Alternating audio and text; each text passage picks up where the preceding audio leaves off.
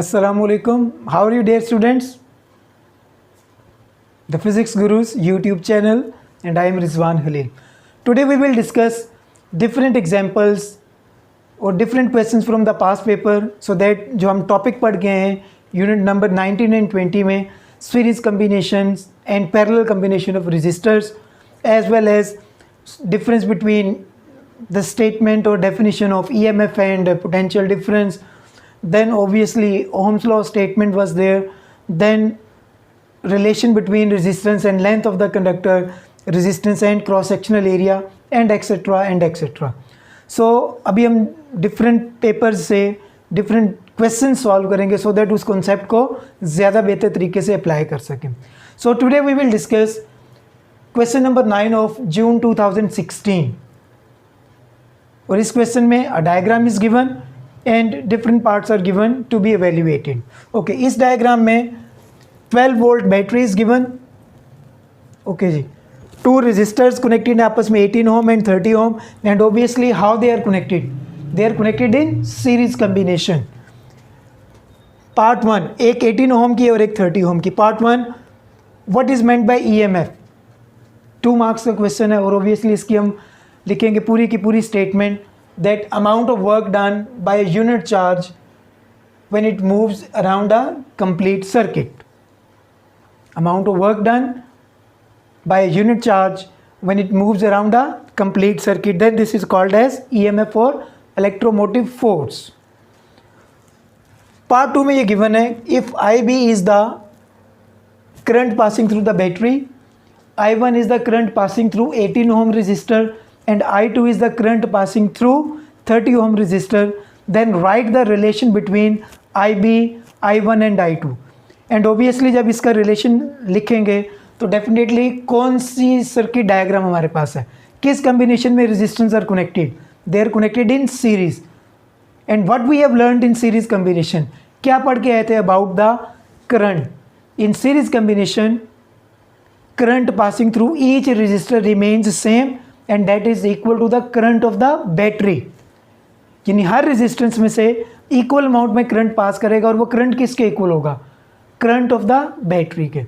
तो ऑब्वियसली जब हर रेजिस्टर में से करंट सेम पास करेगा then what we will write over here, IB is equals to I1 is equals to I2. Okay जी, B part 2. Okay, यहाँ पे हम इसको लेबल भी कर लेते हैं सो दैट आसानी हो जाती है. IB, I1, I2. Part B, if capital E is the EMF of the battery, label करते हैं यहाँ पे. V1 is the voltage across 18 ohm resistor, V2 is the voltage across 30 ohm resistor, then write the relation between EMF E of the battery, voltage V1 across resistor 18 ohm and voltage V2 across resistor 30 ohm. So अब हमने relation लिखना voltages का for series combination of resistors. और already हम पढ़ चुके हैं series combination of resistors में वोल्टेज कैसे फाइंड करते हैं बैटरी की, रेजिस्टर्स की वोल्टेजेस को ऐड करके. इफ़ देयर आर 2 रेजिस्टर्स, तो जब उन दोनों की वोल्टेजेस को हम ऐड अप करेंगे तो फिर वो किसके इक्वल आ जाएगी, voltage of the battery. In other words हम क्या कह सकते हैं कि सीरीज कम्बिनेशन में टोटल वोल्टेज कैसे आएगी, या बैटरी की वोल्टेज किसके इक्वल होगी, sum of the voltages across resistors connected in series combination. अगर 3 रेजिस्टर्स कनेक्टेड हैं तो वो वोल्टेज किसके इक्वल होगी, V1 plus V2 plus V3 के. और अगर 2 रेजिस्टर्स कनेक्टेड है तो वो वोल्टेज किसके इक्वल होगी, V1 प्लस V2 के. सो यहाँ पे क्या लिख सकते हैं, E is equals to V1 plus V2. Parallel combination की करेक्टरिस्टिक्स सीरीज कम्बिनेशन की करेक्टरिस्टिक्स के ऑपोजिट हैं. पैरेलल कम्बिनेशन में वोल्टेज क्रॉस ईच रेजिस्टर क्या रहता था, सेम, और वो किसके इक्वल होता था, वोल्टेज ऑफ द बैटरी के. That is E is equal to V1 is equals to V2. यहाँ पे क्या था, करंट इक्वल्स थे. पैरेलल में क्या है, वोल्टेजेस इक्वल हैं. यहाँ पे क्या था, वोल्टेजेस को ऐड अप करेंगे तो टोटल वोल्टेज आएगी. यहाँ पे क्या है, करंट्स को ऐड अप करेंगे तो टोटल करंट आएगा. सो पैरेलल कम्बिनेशन में क्या क्या लिख सकते हैं, E is equals to V1 is equals to V2, और फॉर करंट के लिए क्या लिखेंगे, current of the battery is equal to I1 plus I2। But since ये क्वेश्चन कौन सा था, सीरीज़ कम्बिनेशन का, बट यहाँ पे इसको कंपेयर करना ज़रूरी है सो दैट आपको याद रहे कि सीरीज़ और पैरेलल कम्बिनेशन की करेक्टरिस्टिक्स या प्रॉपर्टीज़ इंटायरली एक दूसरे के ऑपोजिट हैं। ओके जी, सो अब करंट इन द बैटरी, इसका मतलब है कि total current of the battery find करना है। तो total current of the battery find करने के लिए टोटल रेजिस्टेंस फाइंड करनी पड़ेगी 18 एंड 30, क्योंकि सीरीज़ में, और सीरीज़ में टोटल रेजिस्टेंस फाइंड करने का फार्मूला क्या होता है, R is equals to R1 plus R2 for series combination.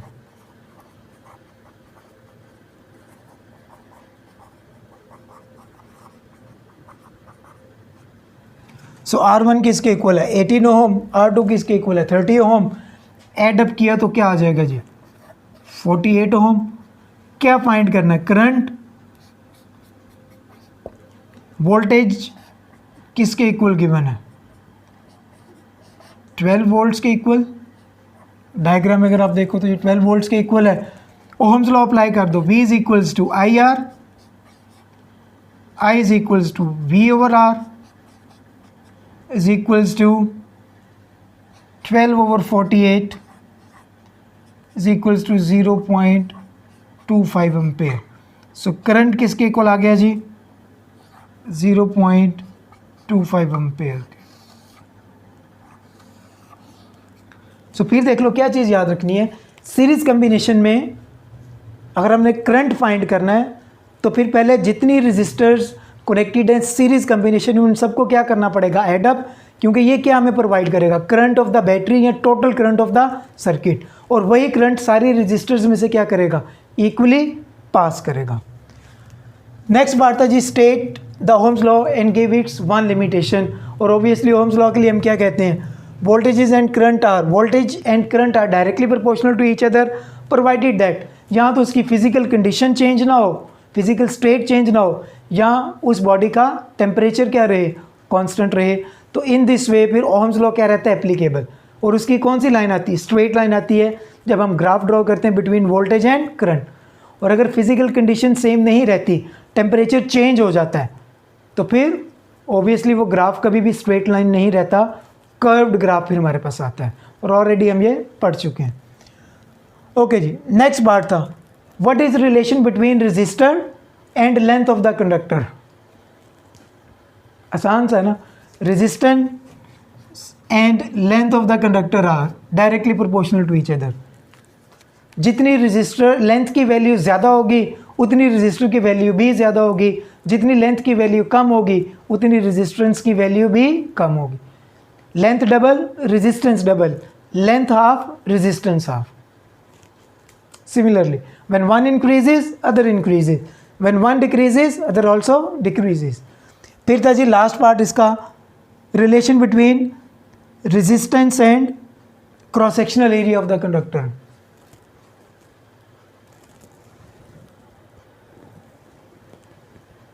क्या हो रहा है, when one quantity increases, other decreases, and when one quantity decreases, first one increases.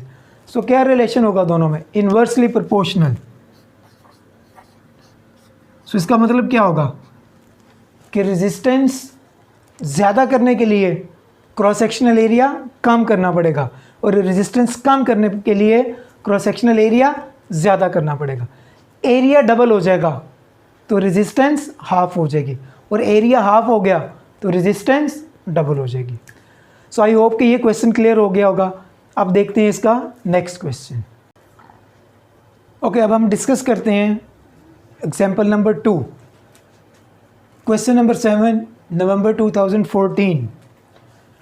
Diagram given of parallel combination, 3 cells are given, 1 resistance is given, and a metal wire attached with the resistor is given as well. So ये दोनों किस combination में attached हैं, series combination में, और ये 3 sales किस combination में अटैच्ड हैं, पैरेलल कम्बिनेशन में। P Q are the 2 points on the both sides of the cells. Ampere meter is connected as well. Okay, अब question number 1, part A1, what is the advantage, a single advantage बताना है of cells used in parallel.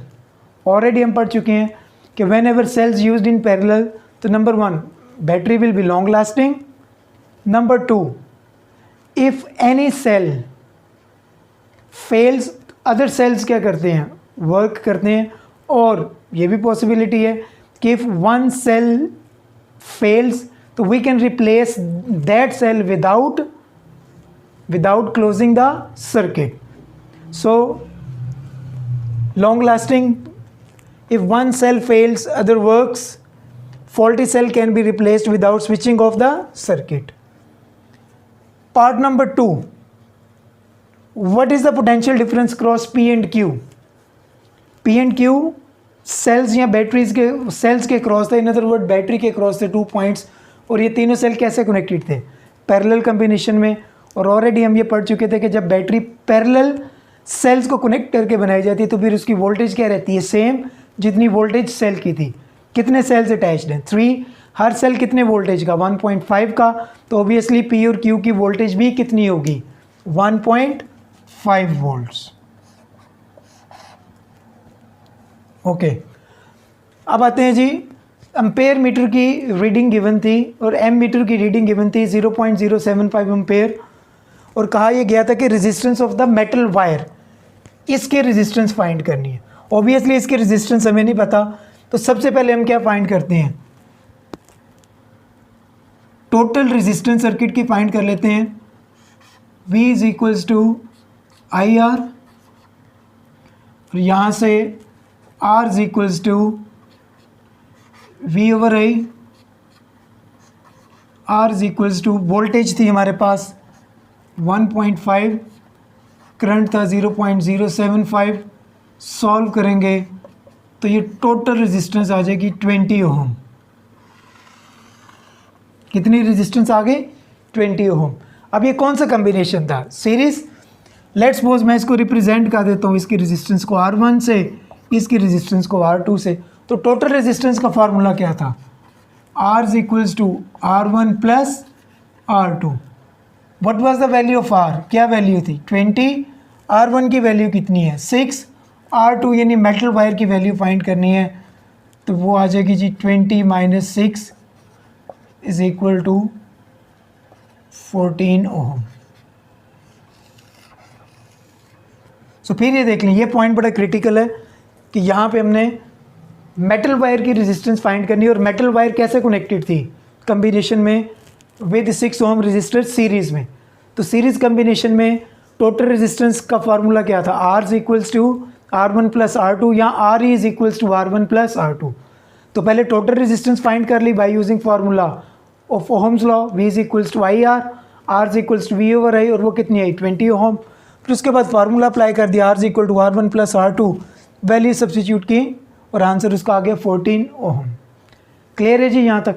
Next part है जी, temperature of the wire increases, what will be its effect on ammeter reading. Temperature अब increase हो गया, obviously temperature and resistance वर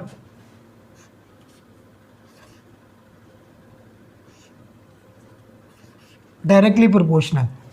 जब temperature increase होगा तो सर्किट की ओवरऑल रेजिस्टेंस भी क्या होगी, इंक्रीज।